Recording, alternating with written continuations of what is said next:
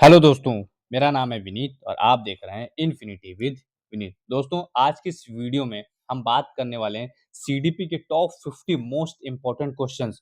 जहां से पिछले एग्जाम में क्वेश्चंस बने हुए थे, उन क्वेश्चंस को तो हमने ही लिया है और आगे के जो नेक्स्ट एग्जाम में क्वेश्चन पूछे जा सकते हैं, उन क्वेश्चंस को हमने लिया हुआ है। सो टाइम वेस्ट ना करते हुए चलिए शुरू करते हैं क्वेश्चन नंबर 1 से।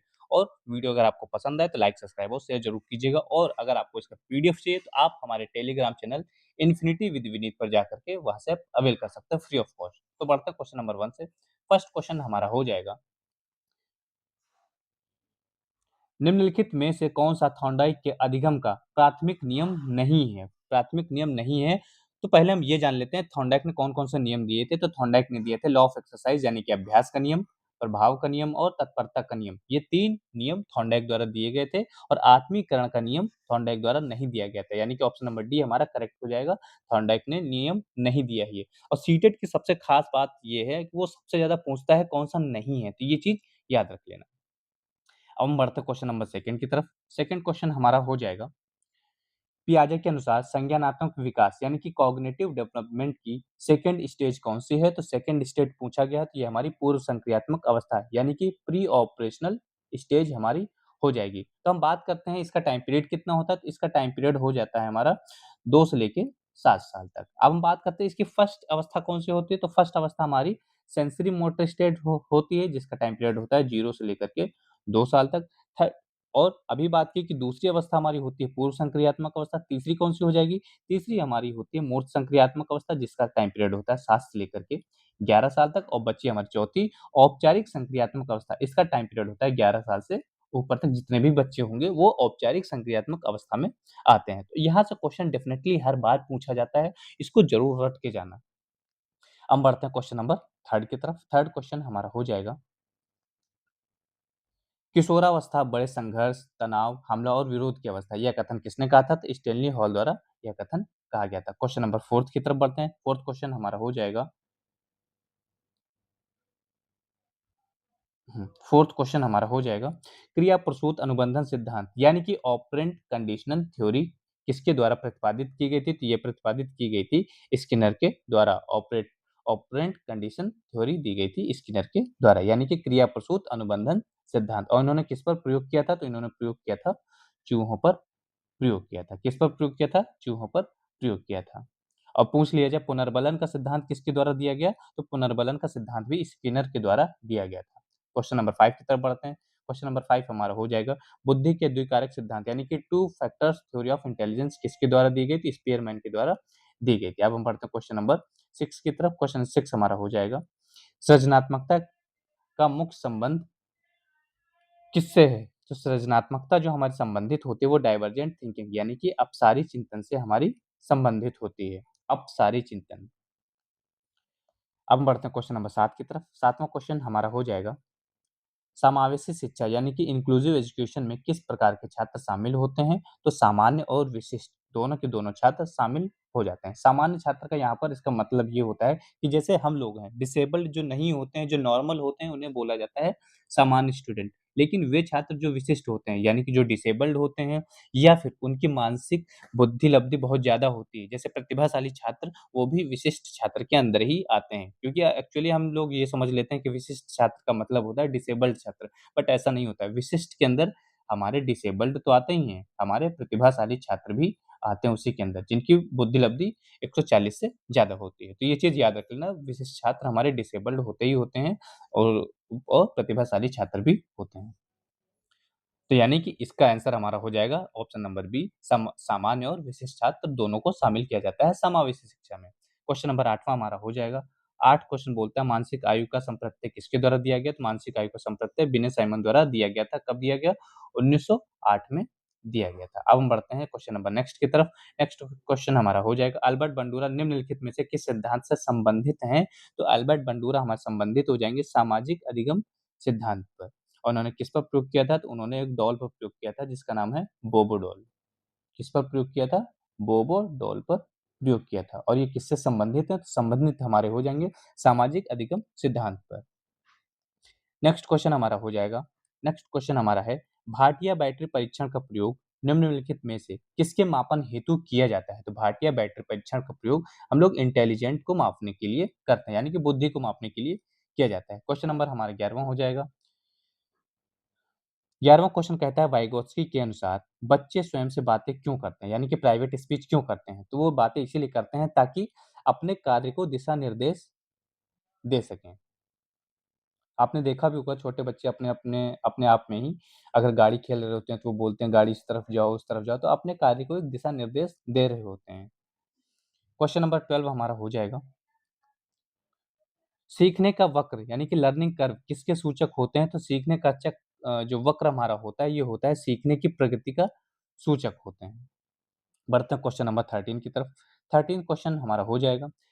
पिछड़े बच्चों यानी कि बैकवर्ड चिल्ड्रन के लिए शैक्षिक उपलब्धि की अवधारणा किसके द्वारा दी गई? तो ये अवधारणा दी गई थी सिरिल बर्ड के द्वारा और ये क्वेश्चन इतना इंपॉर्टेंट नहीं है, बट अगर आप सुपर टेट की प्रिपरेशन करोगे तो सुपर टेट के लेवल से ये क्वेश्चन बहुत इंपॉर्टेंट है, क्योंकि ये प्रीवियस एग्जाम में पूछा जा चुका है। सुपर टेट के लेवल से तो बहुत इंपॉर्टेंट है, बट सी टेट के लेवल से इंपॉर्टेंट नहीं है, बट कराना मेरा काम है, क्योंकि आपके क्वेश्चन फंसना जरूरी है। क्योंकि आप सीटेट इसलिए नहीं तैयारी कर रहे हो कि आपका सिर्फ सीटेट निकल जाए, क्योंकि सीटेट के बाद आपको सुपर टेट भी निकालना है। तो इस सीरीज के सहारे आपको सीटेट तो निकलना 100% तय है और आपको सुपर टेट में भी काफ़ी हेल्प मिलेगी। और बात में पिछड़े बच्चों की बुद्धि लब्धि कितनी होती है? तो पिछड़े बच्चों की होती है 85, 85 हो जाती है। अगर आपको इसका पीडीएफ चाहिए तो आप हमारे Telegram channel infinity with Vineet पर जाकर के वहाँ से आपको टेलीग्राम चैनल पर पीडीएफ आपको मिल जाएगी। क्वेश्चन नंबर 14 हमारा हो जाएगा। प्रयास और त्रुटि का सिद्धांत किसने दिया? तो ये दिया गया था थॉर्नडाइक के द्वारा दिया गया था। थॉर्नडाइक ने किस पर प्रयोग किया था? थॉर्नडाइक ने प्रयोग किया था बिल्ली पर। किस पर प्रयोग किया था? बिल्ली पर इन्होंने प्रयोग किया था। क्वेश्चन नंबर हम नेक्स्ट की तरफ बढ़ते हैं। 15वां क्वेश्चन हमारा हो जाएगा।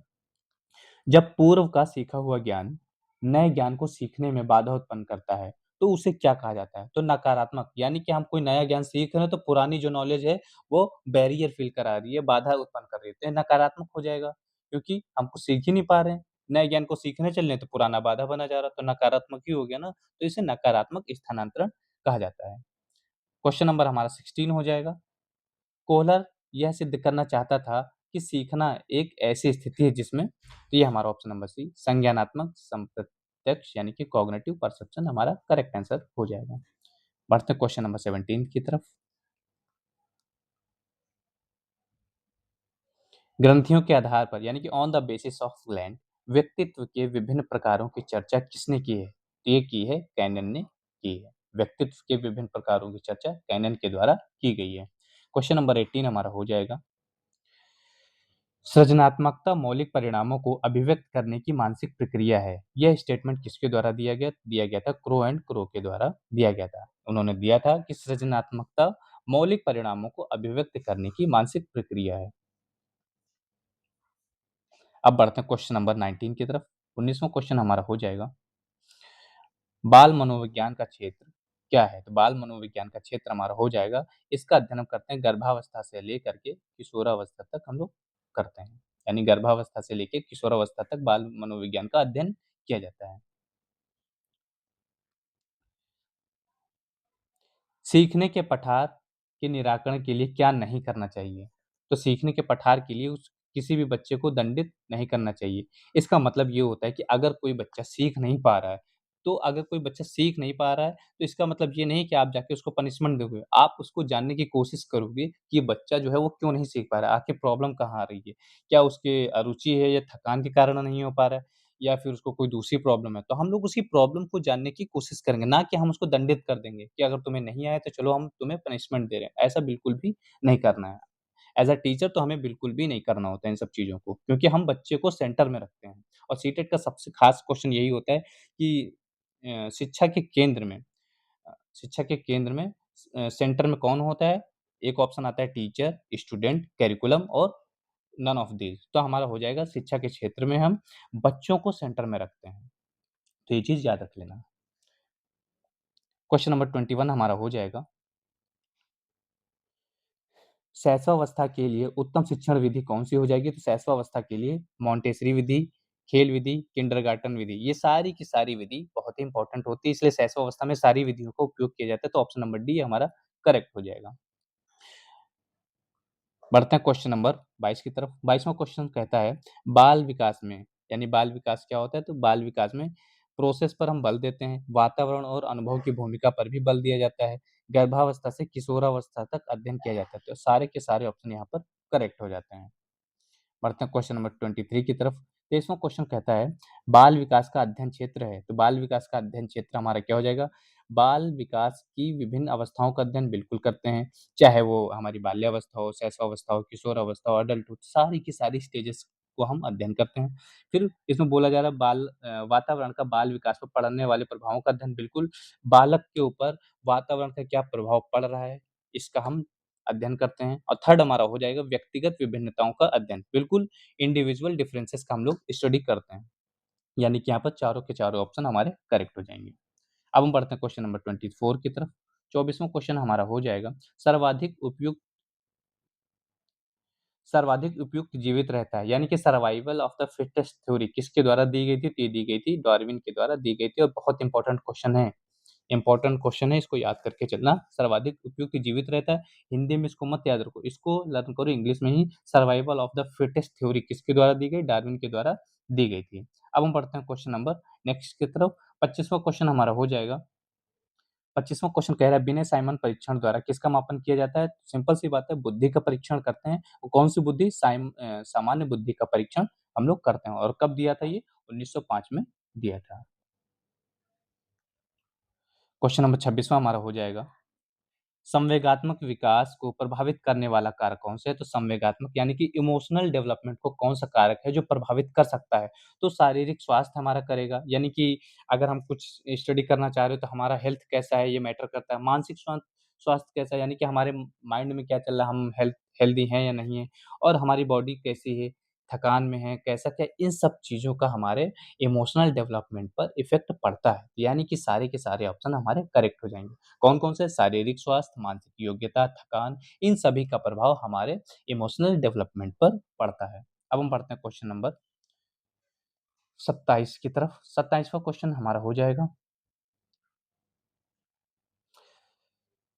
सामाजिक प्रत्याशाओं के अनुसार व्यवहार करने की योग्यता का अधिगम सामाजिक विकास कहलाता है। और यह कथन किसके द्वारा दिया गया था? तो हरलॉक के द्वारा यह कथन को दिया गया था। अब हम बढ़ते हैं क्वेश्चन नंबर 28 की तरफ। 28वां क्वेश्चन हमारा हो जाएगा सीखने का सर्वाधिक उपयोग अर्थ क्या है? तो सीखने का सर्वाधिक उपयुक्त हमारा हो जाएगा व्यवहार में परिमार्जन यानी कि संशोधन। क्योंकि हम कोई चीज़ सीखते ही इसीलिए हैं ताकि हमारे बिहेवियर में चेंजेस आ सकें।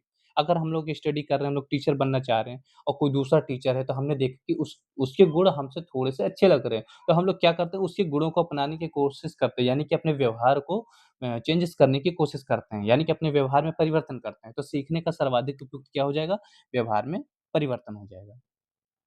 अगर हम आपको पढ़ा रहे हैं, तो हम आपको अगर पढ़ा रहे हैं, तो और आप हमसे सीख रहे हो, तो आपके माइंड में कुछ सारी चीज़ें जा रही होंगी, तो यानी कि आपके माइंड में चेंजेस हो रहे होंगे, व्यवहार में चेंजेस हो रहे होंगे।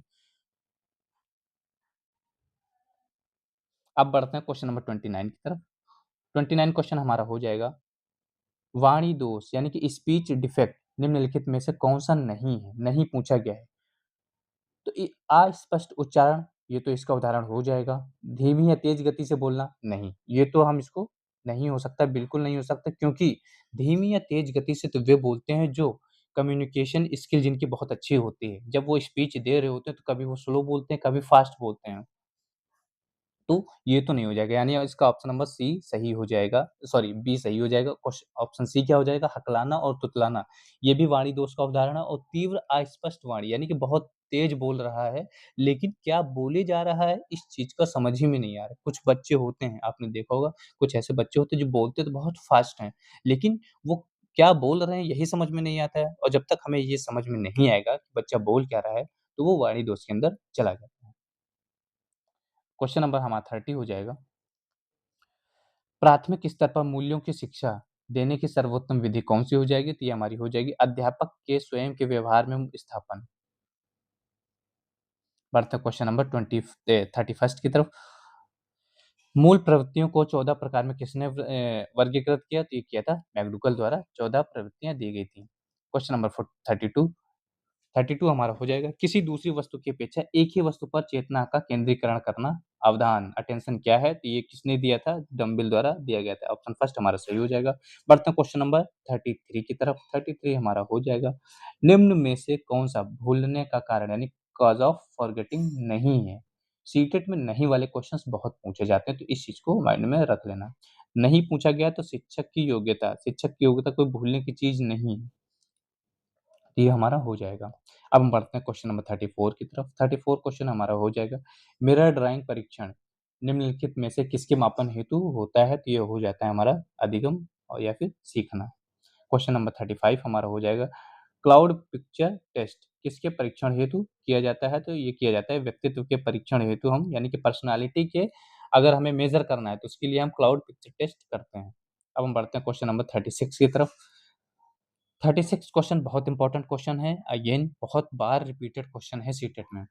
सूझ या अंतर्दृष्टि सिद्धांत यानी कि इनसाइड थ्योरी ऑफ लर्निंग का प्रतिपादन किसके द्वारा किया गया था? तो इसका प्रतिपादन किया गया था गेस्टाल्ट मनोवैज्ञानिकों के द्वारा किया गया था। बात करें कौन-कौन से मनोवैज्ञानिक हैं जो गेस्टाल्टवादी हैं? जैसे हमारे वर्कहाइमर, कोफ़्का और कोहलर ये सब हमारे कौन हो जाएँगे? गेस्टाल्टवादी मनोवैज्ञानिक हो जाएँगे। क्वेश्चन नंबर 37 ये भी बहुत बार पूछा गया है। मैकडूगल के अनुसार प्रत्येक मूल वृत्ति से क्या संबंध होता है? तो इसका संबंध होता है संवेगों से संबंध होता है। क्वेश्चन नंबर 38 की तरफ बढ़ते हैं। 38 क्वेश्चन हमारा हो जाएगा। विद्यार्थियों में प्रत्यय विकास यानी कांसेप्ट डेवलपमेंट को बढ़ावा देने के लिए एक शिक्षक को क्या करना चाहिए? तो क्या करना चाहिए? बच्चों को व्यापक अनुभव के अवसर देने चाहिए। जब भी अवसर देने की बात आए, सीटेट वही आंसर करेक्ट मानता है। बच्चों को ज़्यादा से ज़्यादा अवसर दोगे, जितने अवसर दे दोगे बच्चों के कांसेप्ट में क्लैरिटी उतनी ही होगी। इसमें सी ऑप्शन दे रहा है कि रटवाना चाहिए, रटवाना बिल्कुल गलत हो जाता है। केवल परीक्षाओं पर फोकस करना चाहिए, बिल्कुल ये भी सिर्फ परीक्षाओं पर कैसे फोकस कर सकते हो? और ऑप्शन फर्स्ट यहाँ पर बोल रहा है कि वर्णन विधि शिक्षण विधि वर्णनात्मक होनी चाहिए, यानी ओरल होनी चाहिए, यानी कि हम बोल रहे हैं बच्चों को कभी लिखवाना नहीं, ये भी गलत हो जाएगा। क्वेश्चन नंबर 39 हमारा हो जाएगा। घनाभ प्रतिरूप परीक्षण किस प्रकार का परीक्षण है? तो ये हमारा ऑप्शन नंबर सी हमारा करेक्ट हो जाएगा। क्रियात्मक बुद्धि परीक्षण हमारा हो जाएगा। जो समझाने लायक क्वेश्चन है उनको हम समझा दे रहे हैं। जिन्हें लगता है कि वो क्वेश्चन आने ही आने हैं, उनको तो हम ज़्यादा डिटेल में समझा रहे हैं। अगर आपको इसका पीडीएफ चाहिए तो आप हमारे Telegram channel infinity with Vineet पर जाकर के अवेल कर सकते हो।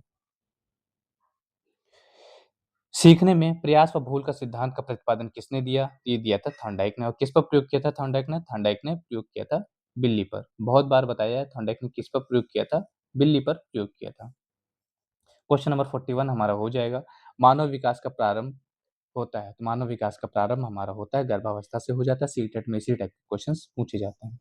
क्वेश्चन नंबर 42 हमारा हो जाएगा। द कंडीशन ऑफ लर्निंग पुस्तक के लेखक कौन है? ये हो जाएंगे RM. गैने। The condition of learning RM. गैने द्वारा दी गई। क्वेश्चन नंबर 43 हमारा हो जाएगा। बुद्धि लब्धि का फॉर्मूला क्या हो जाएगा? बुद्धि लब्धि का फॉर्मूला हमारा होता है, इस सबको हटाओ, मेंटल एज यानी कि मानसिक आयु divided by chronological age into 100 यानी कि मानसिक आयु डिवाइडेड बाय वास्तविक आयु मल्टीप्लाई बाय 100। ये किसका होता है?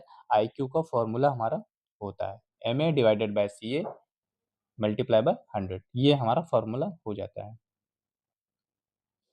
क्वेश्चन नंबर 44 हमारा हो जाएगा। पियाजे के संज्ञानात्मक विकास सिद्धांत में अमूर्त चिंतन किस अवस्था की विशेषता? बहुत बार रिपीटेड क्वेश्चन है ये।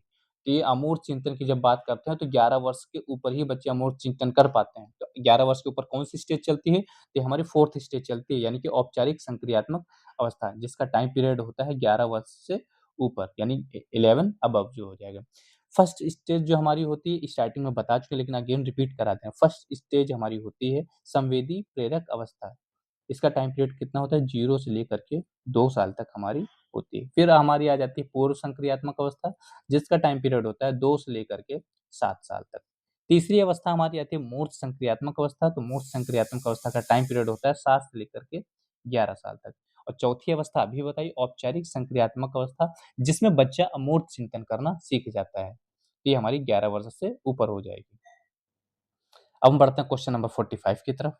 45वां क्वेश्चन कहता है अनुबंधित अनुक्रिया सिद्धांत यानी कि क्लासिकल कंडीशनिंग थ्योरी में पावलोव ने किस पर प्रयोग किया है? तो पावलोव ने कुत्ते पर प्रयोग किया है। तो ये क्वेश्चन याद रख लेना। बहुत इंपॉर्टेंट क्वेश्चन है, ऐसे ही क्वेश्चन सीटेट में हमेशा से ही पूछे जाते हैं और पूछे जाएँगे। किसी भी नई भाषा को सीखने के लिए कहाँ से प्रारंभ किया जाना चाहिए? यानी कि अगर हमें कोई नई लैंग्वेज सीखनी है, मान लो कि अगर आपको जैपनीज़ सीखनी है, जर्मन सीखनी है, तो सीखने का प्रारंभ कहाँ से होगा? तो सीखना तो हम तभी सीखेंगे ना कि पहले हम उसको अक्षर को देखेंगे। अक्षरों व शब्दों के मध्य साहचर्य यानी कि हम उसके अक्षर को देखेंगे कैसे क्या बनावट है, किस हिसाब से उसको लिखा जाता है। तो हम उसी चीज़ को देखते हैं यानी अक्षरों व शब्दों के मध्य साहचर्य से। क्वेश्चन नंबर हमारा 47 इंक्लूसिव एजुकेशन में इंक्लूसिव क्लासरूम में किस प्रकार से शिक्षक की भूमिका सबसे महत्वपूर्ण होती है? तो ये हमारा हो जाएगा, जो बच्चों की व्यक्तिगत भिन्नताओं को समझे और संवेदनशील हो। यानी कि हर बच्चा अपने आप में ही अनोखा होता है, उसकी व्यक्तिगत भिन्नताएँ होती हैं, हर बच्चा अपने समाज की भाषा लेकर के आता है, हर बच्चा कुछ गरीब होते हैं, कुछ अमीर होते हैं, तो इन सारी भावनाओं को एक शिक्षक को कद्र करनी चाहिए, इसलिए यहाँ पर उसकी भूमिका बहुत महत्वपूर्ण हो जाती है। क्वेश्चन नंबर हमारा 48 हो जाएगा। 48 क्वेश्चन कहता है निम्नलिखित में से कौन-सा संवेग का तत्व नहीं है? तो संवेग का तत्व जो हमारा होता है वो संवेदी नहीं होता है, सेंसरी कभी भी नहीं होता है। बाकी हमारा बिहेवियरल, साइकोलॉजिकल और कॉग्निटिव ये तीनों के तीनों संवेग के तत्व होते हैं बट संवेदी नहीं होता है। क्वेश्चन नंबर हमारा आज का लास्ट सेकंड हमारा हो जाएगा। क्वेश्चन तो अभी बहुत सारे हैं लेकिन हम इसको सेकंड पार्ट में कवर करेंगे 51 से। लास्ट सेकंड हमारा क्वेश्चन हो जाएगा स्टैनफोर्ड विनय परीक्षण किसका मापन करता है? ये मापन करता है बुद्धि का मापन किया जाता है और अभी बताया था क्लाउड टेस्ट किसके परीक्षण के लिए करते हैं? तो क्लाउड टेस्ट इसके लिए होता है पर्सनैलिटी यानी व्यक्तित्व का। इसके लिए कौन-सा टेस्ट करते हैं बता दे रहे हैं, क्लाउड टेस्ट ताकि भूलो नहीं। क्लाउड टेस्ट हम करते हैं व्यक्तित्व के परीक्षण के लिए और स्टैनफोर्ड विनय परीक्षण करते हैं बुद्धि के मापन के लिए। और आज का हमारा अंतिम क्वेश्चन हो जाएगा अंतर्मुखी व्यक्तित्व यानी कि इंट्रोवर्ट और एक्सट्रोवर्ट यानी कि बहिर्मुखी व्यक्तित्व का वर्गीकरण किसके द्वारा दिया गया था? तो ये दिया गया था कार्ल युंग या फिर जुंग के द्वारा दिया गया था। इंट्रोवर्ट और एक्सट्रोवर्ट टर्म को डिस्क्राइब किया था कार्ल जुंग ने। होप करते हैं ये वीडियो आपको पसंद आया होगा। वीडियो आपको पसंद आए तो लाइक, सब्सक्राइब और शेयर ज़रूर करिएगा, कमेंट करिएगा क्योंकि इसका नेक्स्ट पार्ट तो हम आपको देंगे ही देंगे। और अगर किसी को पीडीएफ ना मिल रही तो आप हमारे कमेंट में आइएगा, हम उसको टेलीग्राम का लिंक डायरेक्टली प्रोवाइड कर देंगे। क्वेश्चन तो अभी इसके आगे बहुत सारे हैं, बट हम इसको नेक्स्ट पार्ट में कवर करेंगे ताकि वीडियो ज़्यादा लंबा ना हो। क्योंकि 50-50 क्वेश्चंस कवर कर लो आपके लिए छोटी-छोटी वीडियोज़ को देखना ही बेटर रहेगा। मिलते हैं इसके अगले वीडियो में, तब तक के लिए जय हिंद, जय भारत।